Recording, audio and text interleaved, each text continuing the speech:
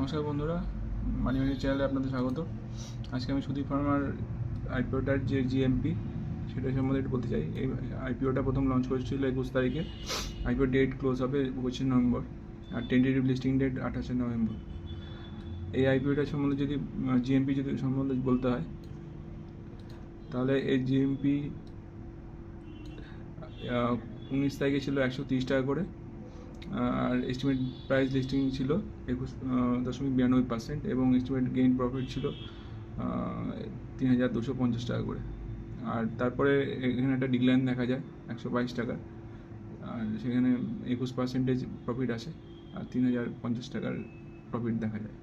এবং 21 তারিখেও একটা ডিক্লাইন আছে 115 টাকায়, সেখানে 20% প্রফিট আর 2,875 টাকার এস্টিমেট প্রফিট।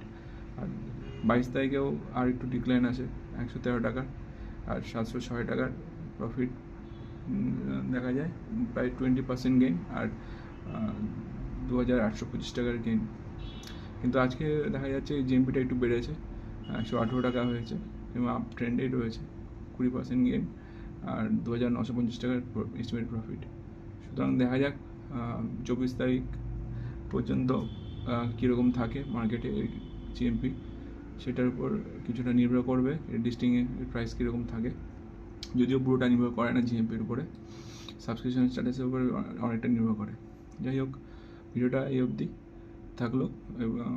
এরপরে এটার সম্বন্ধে কারেন্ট জিএমপি কত কী আসে না আসে এবং সাবস্ক্রিপশন স্ট্যাটাস কত থাকে না থাকে সেইটা নিয়েও আমি ভিডিও করবো, কারেন্ট সাবস্ক্রিপশন স্ট্যাটাস বলে।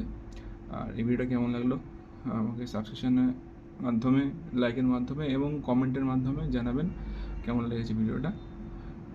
ধন্যবাদ।